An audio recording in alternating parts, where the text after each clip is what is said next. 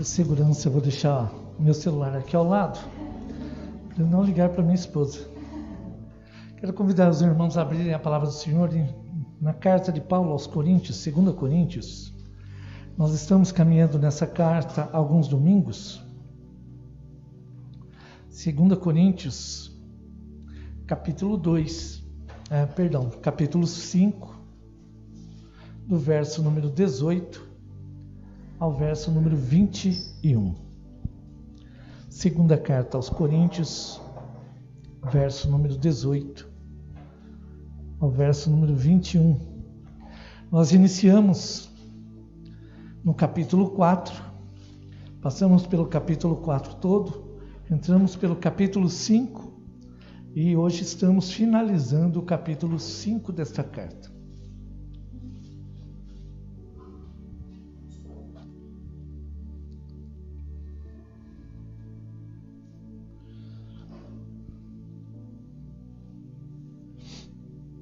Então, capítulo 5, verso 18 em diante, até o verso 21. Ora, tudo provém de Deus, que nos reconciliou consigo mesmo por meio de Cristo, e nos deu o ministério da reconciliação, a saber, que Deus estava em Cristo reconciliando consigo o mundo, não imputando aos homens as suas transgressões, e nos confiou a palavra da reconciliação. De sorte que somos embaixadores em nome de Cristo, como se de Deus exortasse por nosso intermédio. Em nome de Cristo, pois, rogamos que vos reconcilieis com Deus. Aquele que não conheceu o pecado, ele o fez pecado por nós, para que nele fôssemos feitos justiça de Deus. Para que nele fôssemos feitos justiça de Deus.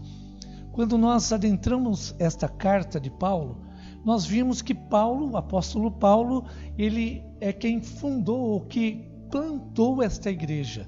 A igreja ali em Corinto foi plantada pelo apóstolo Paulo. Chegou um certo momento onde também vimos que há uma perseguição à vida de Paulo, porque ele não era um apóstolo.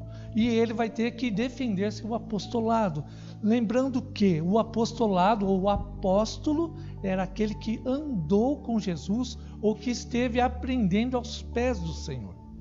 Então, Paulo vai alegar que a sua caminhada de Damasco, no caminho de Damasco, onde ele tem um encontro pessoal com Jesus, ali sim ele aprende com Jesus. E por isso há um chamado de Deus para o apóstolo Paulo para pregar a um público específico, os gentios. Quem eram os gentios? Os gentios eram aqueles que não conheciam a Deus. Eram povos pagãos que não tinham o conhecimento de Deus. Por isso, ele é o pregador aos gentios. E ele começa a pregar e à medida que ele vai caminhando, segundo o Espírito Santo, ele começa a plantar igrejas. Então ele tem o intuito de plantar igrejas? Não. Mas quando ele é levado pelo Espírito Santo, as igrejas começam a ser formadas. Porque o Evangelho, que até então era, o Deus, que até então era uma propriedade exclusiva do povo de Israel, agora, através da boca do apóstolo Paulo, ou da ação do Espírito Santo, agora Cristo abraça o mundo como um todo. Por isso, agora há uma visão que Cristo morre não por um povo específico, mas por todos aqueles que entregam a sua vida a Cristo. Então este é o sentido desta carta. Por isso Paulo, quando está finalizando este momento, ele vai dizer que, ora, tudo provém de quem? De Deus. Tudo provém de Deus. Se há uma igreja, é porque ela provém de Deus. Se há uma mensagem, é porque provém de Deus. E a sua vida também provém de Deus. Por isso, essa noite, nós podemos ver o apóstolo Paulo, depois de defender o seu apostolado, falar sobre a importância do Evangelho, falar que nós somos essa carta viva do Evangelho. Ele vai finalizar esse momento dizendo que nós fomos reconciliados com Deus. O que é reconciliar? Reconciliar, um casal sabe muito bem o que é se reconciliar, né? Depois daquele momento tenso, né, às vezes de rompimento, eles se encontram e vê que um não pode viver sem o outro. E eles percebem que juntos eles são muito mais fortes. E que esse cônjuge, ou essa pessoa que você ama, quando vocês estão juntos, vocês conseguem ir além daquilo, ou além da caminhada, a qual vocês sozinhos não conseguiriam chegar. Por isso, quando nós olhamos para o apóstolo Paulo, que ele fala que nós somos reconciliados, primeira lição que nós podemos aprender a partir do verso número 18. Leia comigo. Ora, tudo provém de Deus, que nos reconciliou consigo mesmo por meio de Cristo e nos deu um ministério da reconciliação. Ele nos deu um ministério da reconciliação. E o que é reconciliar-se? Quando nós voltamos para o grego, assim como está aqui projetado ali no fundo, no grego, katalage, ou seja, significa reconciliar-se, ou seja, uma transformação completa. O que é uma transformação? O que é essa transformação de reconciliar-se? É uma mudança de caminho. Aquele que andava debaixo do seu próprio conhecimento, esperando aí a vida, sempre vivendo ao acaso, não sabendo o que viria pela frente, o que vai acontecer depois que eu partir dessa terra, agora uma transformação de mente, onde nós podemos ser cheios da esperança de Cristo. E a nossa mente agora, que estava lançada ao acaso, nós somos encontrados por Cristo. E agora uma razão, e sabemos que o nosso Deus está à nossa frente em todo o tempo. E Ele que nos chamou. Então não sou eu que encontrei a Cristo, mas Cristo me encontrou. Assim como o Flávio utilizou, eu estava num lamaçal, num lugar cheio de sujeira, onde eu estava sujo, e o Senhor, ao me encontrar, Ele vai lavar o meu coração, a minha vida, me dar vestes limpas, vestes novas. E assim como aquele pai que olhava para a linha do horizonte esperando o seu filho voltar, assim também nós somos encontrados por Deus. Muitas vezes, quando somos encontrados por Deus, achamos que nós não somos dignos e que nós precisamos fazer alguma coisa para que Deus nos aceite, assim como aquele pai que avistou o seu filho, talvez sujo, mal cheiroso, ele não se importou. Ele correu ao encontro daquele filho, aquele filho que estava envergonhado pela sua situação. Ele não se importou, mas ele corre e abraça aquele filho. E ele coloca um anel no dedo daquele filho para dizer: você ainda é herança minha. Eu me importo com você. Assim também, quando o apóstolo Paulo fala sobre a reconciliação, ele está falando sobre essa transformação, onde Deus, através do pecado original lá no Jardim do Éden, onde o homem e a mulher desobedecem a Deus e conhecem o pecado, ali aquele pecado que agora é transmitido através do nosso DNA. E como resolver esse problema? Aplicar a injeção igual do coronavírus? Nessa semana, sábado, não esse sábado, no outro, eu estava lá, preparei meu ombrinho e veio a moça, o rapaz e espetou. E aí, naquele momento, eu disse: estou, agora protegido. Não estava coisa nenhuma, a injeção ainda faria efeito depois de um tempo. E se é que nós vamos passar sem pegar novamente, até mesmo partir, se assim for da vontade de Deus. Mas quando falamos da salvação, agora melhor do que uma injeção, nós somos abraçados. E alguém diz lá ao fundo do nosso coração: eu te amo. Eu te amo. Você que não era povo, você que estava longe da minha presença, agora o apóstolo Paulo diz: você passa a ser o alvo do amor de Deus. Não o pecado que estava em você. Esse pecado é deixado de lado. Ele é lançado fora. E Deus diz: eu amo você. E quero chamar você a viver uma nova vida em mim. Esse é o diferencial. Por isso, Deus estava em Cristo reconciliando. Olha só, eu grifei: consigo. Então Deus estava em Cristo Jesus, ali no sacrifício da cruz, reconciliando a minha vida e a vida dele. Mas olha só, ele estava reconciliando consigo mesmo, porque ninguém poderia nos reconciliar com Deus se não fosse o próprio Deus. Ninguém poderia aplacar, acalmar a ira de Deus se não fosse o próprio Deus.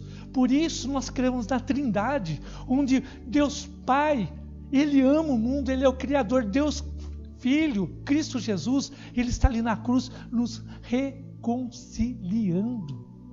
É a reconciliação, é onde ali na cruz o meu e o seu pecado é cravado nas mãos de Jesus. Quando aquele martelo bate pregando as mãos e os pés de Jesus, ali a nossa dor é lançada. Ali os nossos pecados são expressos na cruz, quando o sangue de Jesus encharca o madeiro. Ali no sangue vertido na cruz, o meu e o seu pecado agora é apagado, como uma borracha. Imagina no seu Word, você está lá escrevendo um texto, você aperta Ctrl A, não Ctrl T, e aí você aperta um delete, tudo some. Assim também, aquela punição que havia sobre eu e você, some, apenas num delete, tudo some. E agora o Senhor diz, não há mais punição sobre você, porque o meu sangue já foi vertido ali na cruz. Por isso ele vai finalizar dizendo, não imputando aos homens o quê? A morte, tem uma palavra final, eterna. Alguns pensam, mas por que nós morremos? Nós morremos nessa vida, mas não morremos eternamente. Aqueles que estão em Cristo, lembra que eu falei sobre aquele que anda pensando no seu destino, jogado, lançado ao acaso, não sei o que vai acontecer ao acaso. Agora nós podemos entender que mesmo que venhamos a morrer nesta vida, ainda assim estaremos vivendo e experimentando a eternidade. Não porque eu sou bonzinho, mas porque Cristo me reconciliou ali na cruz. Segunda lição que nós aprendemos com o apóstolo Paulo, se nós fomos reconciliados, agora ele vai dizer, e nos confiou a palavra de reconciliação. Vamos ver o verso número 19, a saber que Deus estava em Cristo reconciliando consigo o mundo, não imputando aos homens as suas transgressões, e nos confiou a palavra da reconciliação.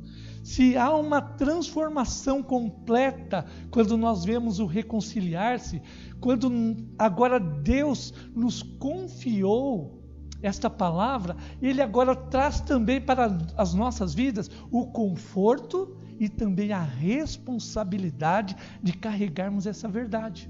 Quando nós pregamos lá no capítulo 4, verso 7, quer ler comigo? Pode voltar a sua Bíblia. Temos, porém, esse tesouro em vasos de barro, para que a excelência do poder seja de Deus e não de nós. O que Paulo estava dizendo, que nós temos uma mensagem em vasos de barro que morrem, que acabam, que ao cair no chão espatifa, mas com poder e autoridade em Deus. Por isso, quando ele diz que essa palavra nos é confiada, é uma responsabilidade de contarmos às outras pessoas que há transformação e há esperança. Nós temos em nós agora uma mensagem preciosa, por isso ela é confiada a cada um de nós. É como se eu agora tivesse que mandar um recado para a Priscila, daí eu digo, Sofia, eu vou te falar algo, ou te dar um papelzinho para você entregar para sua mãe. E aí a Sofia sai toda contente do culto e diz, eu preciso entregar esse recado. E quando ela chega, ela entrega a sua mãe. Mas por outro lado, aqui, eu estava confiando que a Sofia entregaria o recado.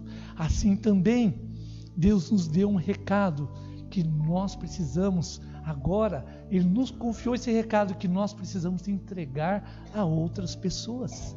Esse recado, essa transformação, não é para que eu guarde no bolso, ou assim como a parábola dos talentos, que eu enterre, mas que eu conte a outras pessoas sobre esta verdade. 1 Coríntios capítulo 1, do verso 27 ao 29, Paulo também vai dizer: mas Deus escolheu as coisas loucas deste mundo para confundir as sábias.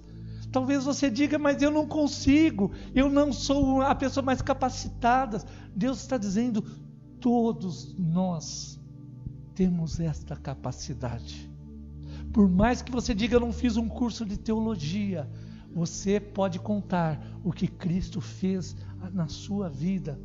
E você pode contar falando ou vivenciando a cada momento o que Cristo fez na sua vida. E Paulo continua: e Deus escolheu as coisas fracas deste mundo para confundir as fortes, porque ele está dizendo: não é a sabedoria humana, mas é a ação do Espírito Santo através da minha vida e da sua vida.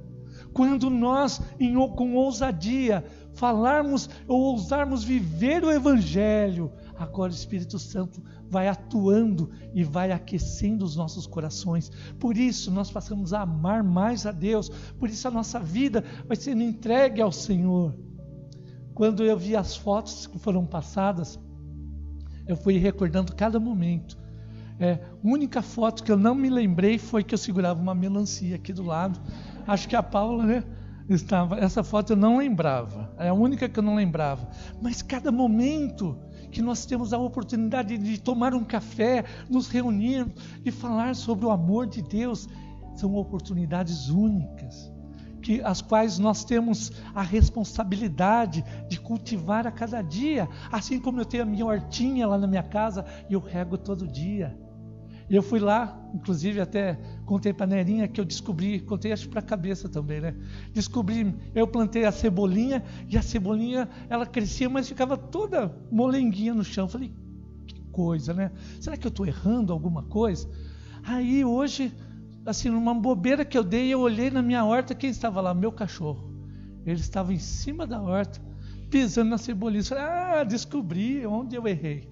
Eu errei com o meu cachorro, eu não protegi a hortinha. Mas se eu não cultivar a minha horta, ela vai morrer. Assim também, o Evangelho precisa ser cultivado como uma plantinha. Assim como o Evangelho, assim como uma plantinha precisa ser regada, colocar às vezes um adubo, o Evangelho precisa ser regado através das orações, através da leitura da palavra, muitas vezes chorarmos por aqueles que estão perdendo entes queridos. Hoje à tarde, um amigo estava em casa e nós começamos a conversar sobre pessoas que partiram, assim, essa situação tão difícil que a sociedade vive, o nosso país, o nosso mundo vive. E eu percebi quando os olhos dele se encheu de água, assim, ele começou assim, quase a chorar. E eu olhava para ele e ficava pensando: esse é o amor de Deus, é nós nos importarmos. Eu não posso estar com a pessoa que está longe, mas eu posso orar, eu posso me importar, eu posso clamar a Deus e dizer: Deus, misericórdia. Isso é ter compaixão. Eu posso vestir o sapato do outro e tentar de uma forma ajudar e clamar a Deus. Somente Deus para mudar esse status, o que nós estamos vivendo. Somente Deus para trazer um carinho ao coração daqueles que estão machucados, aqueles que estão com o coração doído. Talvez por fora estão bonitos, mas por dentro tristes. E Deus pode trazer o conforto na medida certa. Esse é o nosso Deus. E nós temos a mensagem. Nós somos o portador dessa mensagem que pode confortar corações. Em terceiro e último lugar, Paulo vai finalizar dizendo no verso 20 que somos embaixadores. Verso 20: de sorte que somos embaixadores em nome de Cristo. Talvez você diga: mas pastor, eu não tenho essa autoridade. Mas agora Paulo está dizendo que nós somos embaixadores. Você sabe o que é um embaixador? É alguém que está representando, por exemplo, o Brasil em outro país. Nós temos o Brasil, tem o seu embaixador. Então ele vai em outro país nos representar. assim também, quando Paulo está falando sobre esse embaixador, ele está dizendo aquele que tem autoridade para representar uma nação toda.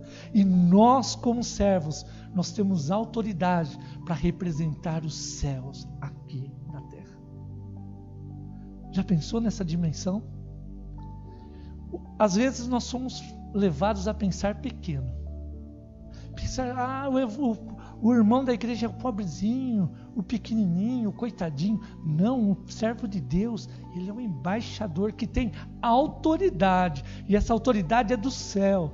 E quando ele falar ou ela falar em nome do Senhor, agora o inferno treme, agora a mensagem começa a transformar, começa a entrar como uma faca de 2 gumes. Ela corta lá no fundo, lá no coração, onde vai no coração mais duro e quebra ele.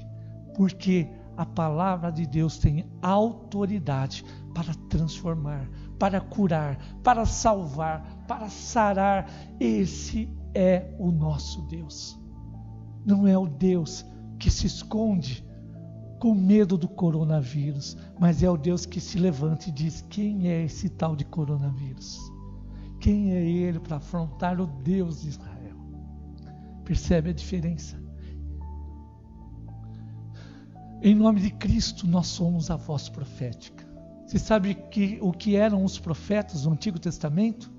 Eram a boca de Deus. Quando o profeta se levantava, não era para ele pregar bonitinho lá, com terno, gravata, com blusa nova que ganha da SAF. Nada disso. Ele era para falar para o povo que o povo precisava ouvir. E o que o povo precisava ouvir? A mensagem de Deus. E Deus não passava manteiga, não. Né? Era seco a torradinha. Era sem aquele queijinho, né? Eu comi um queijinho na Dona Eunice lá. Como que era o nome daquele queijinho? Danúbio.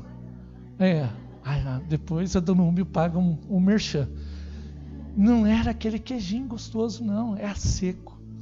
Quando Davi pecou, Natan chega e vai falar para ele: meu brother, esse cara é você no mau sentido. E Deus pesou a mão sobre ele. E Deus disse: esse filho não prosperará. Davi cai em prantos e começa a orar, jejuar, faz de tudo. E o que acontece? Deus toma o filho. Talvez você diga: mas que Deus cruel. Não, é um Deus que disse: você não sabe com quem você está lidando. Você não sabe que eu sou o Senhor e te coloquei numa posição. E essa posição você precisa honrar. É o Deus que diz: vem cá, chegou o momento de nós agirmos como homens e mulheres sérios, na maturidade da caminhada. É o Deus que diz: vocês são embaixadores, ou seja, vocês me representam de verdade. E eu estou com você. Lembra de manhã que eu comentei? Quando Jesus diz: eis que estou convosco todos os dias, eis que estou com vocês todos os dias. Levamos a palavra de esperança e salvação, para que o mundo se reconcilie com Deus. E eu concluo: aquele que não conheceu o pecado, ele o fez pecado por nós. Então Jesus não morreu ali na cruz para passarmos um tempo na casa do Senhor, mas morreu ali na cruz para que nós vivêssemos a salvação, olhássemos para a linha do horizonte e contemplássemos a nossa chegada à vida eterna, para que nele fôssemos feitos justiça de Deus. Que Deus te fortaleça, te levante a cada dia. Que se você tem faltado fé, vamos orar juntos.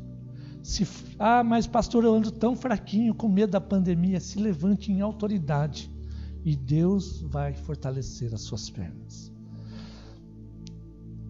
Você sabe por que Jesus cura o cego Bartimeu? Porque o cego Bartimeu ousou gritar: Jesus, filho de Davi, tenha compaixão de mim. O mundo, assim como aquela multidão dizia para ele, sabe o quê? Cala a boca, fica quieto, você vai atrapalhar. E ele gritava mais alto: Jesus, filho de Davi. É o mesmo Jesus, filho de Davi, que te chama. Levanta. O que você quer que eu te faça essa noite? Deixa eu te ajudar a ver. Amém? Quero convidar você a fechar seus olhos e orarmos juntos. Querido Deus, diante da Tua palavra, ó Pai, trememos e tememos. Cremos que ela é viva, eficaz, ela é capaz de transformar a minha vida e a vida de todos aqueles que ousam ouvir e ler essa palavra. Cremos que o Senhor é o mesmo Deus ontem, hoje e amanhã será. Porque o Senhor, ó Pai, é um Deus eterno, o Deus que está acima de todas as coisas, o Deus soberano sobre todas as situações, o Deus que pode fazer esta igreja ser a voz profética do Senhor. Nos levanta como servos, como embaixadores de Cristo, para proclamar a este mundo que há esperança em Cristo Jesus. Usa as nossas vidas, fortalece a Tua igreja, fortalece os lares, as famílias, ó Pai. Esta manhã começamos a estudar sobre a família e queremos ser fortalecidos nas nossas famílias. Reconcilia lares que estão quebrados, reconcilia relacionamentos de pais e filhos que estão quebrados, reconcilia, ó Pai, a nossa vida com a vida do Senhor. Se há algo que está em nós que não pertence ao Senhor, em nome de Jesus, que seja lançado fora, para que a glória do Senhor seja vista sobre as nossas vidas. Oramos confiados em Cristo Jesus. Amém. Nosso culto está chegando ao fim, mas quero...